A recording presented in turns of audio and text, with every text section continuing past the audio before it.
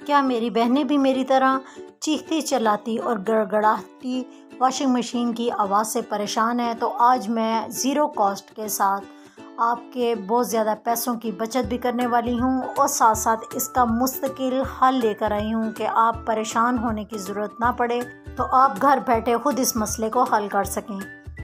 बिस्मिल्लाहिर्रहमानिर्रहीम। अस्सलाम वालेकुम। इब्तिसाम क्रिएटिव पावर में आपको खुशामदीद है। Welcome to my channel. हमेशा खुश रहें, आबाद रहें। कुछ ऐसे छोटे छोटे मसाइल होते हैं जिनकी खामी की वजह से हमारे डेकोर और घर की डेकोरेशन में काफ़ी डिफेक्ट सा आ जाता है और हम परेशान होते हैं कि अब हम इसका हल कैसे करें। सोफ़ा हमारा फट चुका है। अक्सर ये होता है कि बच्चे कोई शार्प चीज़ की वजह से पोशिश को फाड़ देते हैं या इस तरीके से बैठने की वजह से हमारा कपड़ा फट जाता है और हम परेशान होते हैं कि अब हम नई कोशिश कराएं, जो कि हज़ारों बल्कि अब तो लाखों में ये काम चला गया है। तो आज इसको मरम्मत का एक तरीका बताऊंगी। आप एक सुई और धागा ले लें और इस तरीके से एक टांका एक साइड से लगाएं और एक टांका दूसरी साइड से लगाएं, जिस तरह आप मूवी में देख रहे हैं। और नीचे की तरफ आपने इसका स्टिच नहीं लगाना, बल्कि इसको ऊपर से लाके ऊपर की तरफ ही इसका स्टिच लगाना है और सिर्फ एक साइड से एक स्टिच लगाना है और दूसरी साइड से दूसरा। इस तरह आपने हल्के हाथ के साथ तमाम फटे हुए कवर को इसी तरीके से सिलाई कर लेना है। ध्यान रहे कि जो हम थ्रेड लेंगे वो काफ़ी मज़बूत होगा, क्योंकि हमने इसमें जब खींचना है तो खिंचाव की वजह से हमारा थ्रेड ना टूटे, तो इसलिए जो थ्रेड है वो काफ़ी मज़बूत लें। और अब देखें, हम जब इसको हल्के हाथ के साथ स्टिच लगाते जा रहे हैं तो ये स्टिच आपको नज़र भी आ रहे होंगे कि थोड़े से ढीले हैं। तो जब हम थ्रेड से इसको खींचेंगे तो ये ऑलरेडी हमारा थ्रेड बिल्कुल छुप जाएगा और कपड़ा इसके ऊपर आ जाएगा। इस तरीके से ये होगा कि हमारा धागा बिल्कुल नज़र भी नहीं आएगा और हमारी जो सिलाई है बिल्कुल गुम सिलाई की तरह हो जाएगी। और इस तरीके से सोफ़े में टांके लगे हुए फ़ील नहीं होंगे कि हमने इसको टांके भी लगाए हैं या सोफ़ा कहीं से फटा भी था।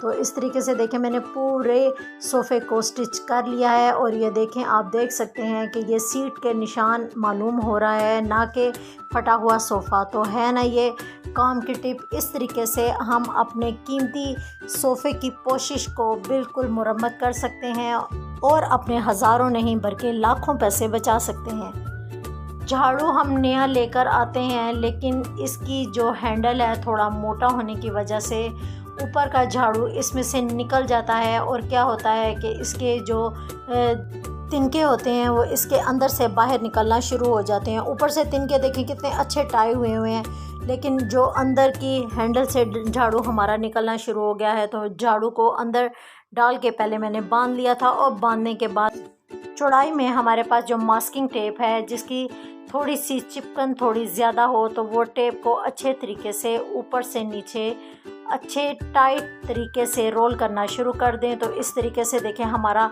झाड़ू जो है बड़ी टाइटली टाई हो जाएगा और इसके जो तिनके हैं वो बाहर भी नहीं निकलेंगे। मौसम थोड़ा खुशगवार होने की वजह से शादियों का मौसम भी आता जा रहा है और ज़्यादातर शादियां इन लास्ट 3 मंथ में होती हैं, जिनकी वजह से मैं भी कुछ इन्हीं शादियों की तैयारी के सिलसिले में बाज़ार गई थी और मैंने कुछ शॉपिंग की थी। तो मैंने कहा आपके साथ शेयर करूं। ये एक 9 से 10 साल के बच्चे की शॉपिंग है जो मैंने की थी। तो मैं आपको दिखाना चाह रही थी कि ये किस तरीके से मैंने इसकी शॉपिंग की है। आजकल ज़्यादातर ट्रेंडिंग में ब्लू कलर जा रहा था, तो ब्लू कलर का ही मैंने प्रिंस कोट लिया है। और इस तरीके से देखें, इसकी हल्की सी कितनी डिसेंट एम्ब्रॉयडरी थी और इसका अंदर का जो लुक था वो भी कपड़े में क्वालिटी के लिहाज से बहुत मुझे अच्छा लगा था। तो सेकंड वाला जो मैंने शेरवानी ली थी वो भी मुझे एम्ब्रॉयडरी में पसंद आई। वो फॉन कलर की थी, इसके बाजुओं पे बहुत ज़्यादा अच्छी और फ़ाइन किस्म की एम्ब्रॉयडरी थी। आप देख सकते हैं कि इसकी एम्ब्रॉयडरी कितनी ज़्यादा फ़ाइन है और मुझे ये भी पसंद आई, तो मैंने ये भी रख ली।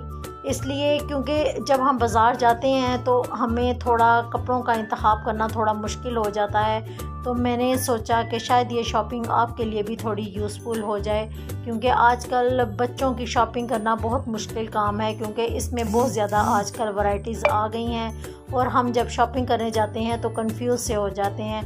तब मैंने एक और शेरवानी मुझे पसंद आ गई, तो इस तरीके से देखें मैंने ब्लैक के ही वेलवेट के कंट्रास्ट में ली, क्योंकि शादी सर्दियों की थी तो वेलवेट आजकल बहुत इन है। तो इस तरीके से ये भी शेरवानी मैंने वेलवेट के साथ ली और इसका ट्राउज़र भी इसके नीचे वेलवेट का ही था। तो मैं उम्मीद करती हूँ कि मेरी ये शॉपिंग आपको बहुत पसंद आई होगी, तो फीडबैक ज़रूर दीजिएगा।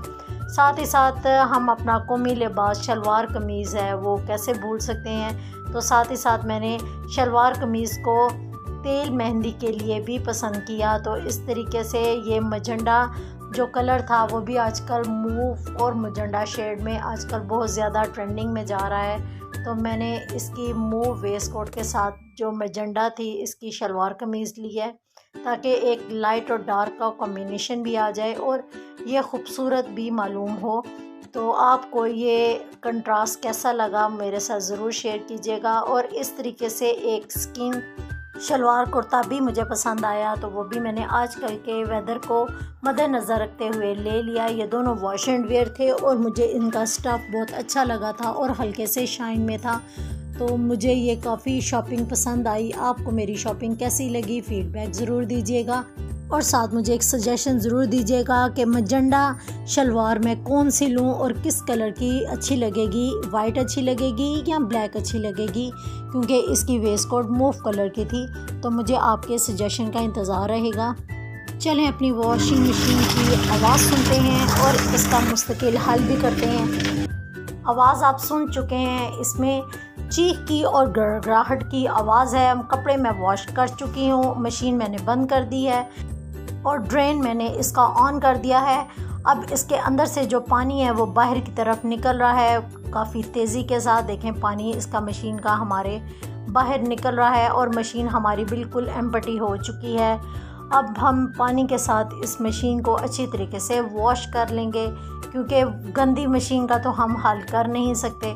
तो अब मशीन को वॉश करने के बाद इसका हम कैसे हल करने जा रहे हैं, क्योंकि इसमें गड़गड़ाहट की बेहद आवाज़ है और इसमें चलते हुए मशीन हमारी अटक भी रही है।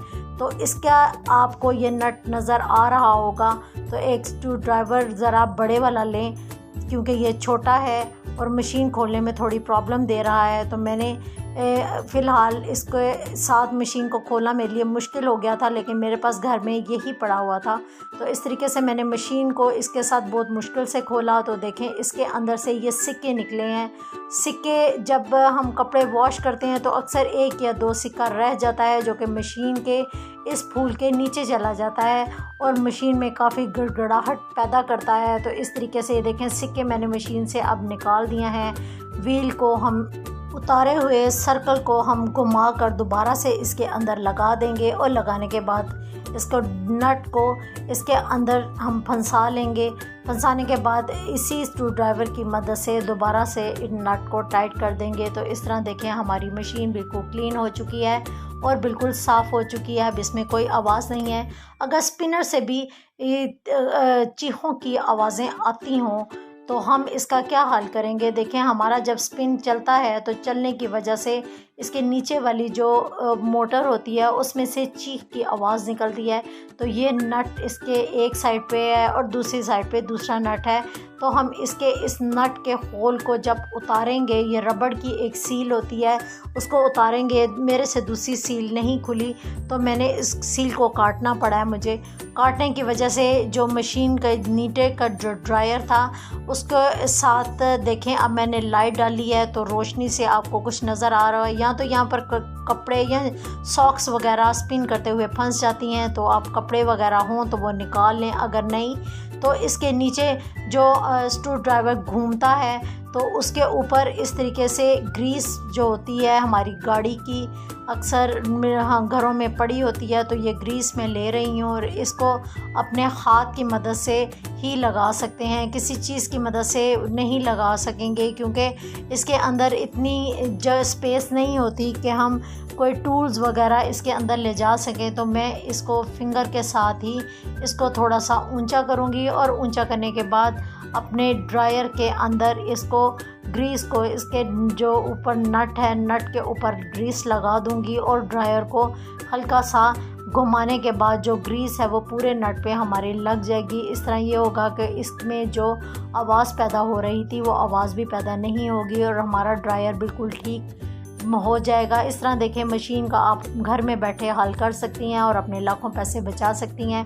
मैं उम्मीद करती हूँ कि आपको ये मेरी वीडियो पसंद आई होगी, तो दुआओं में ज़रूर याद रखिएगा। अल्लाह हाफिज़।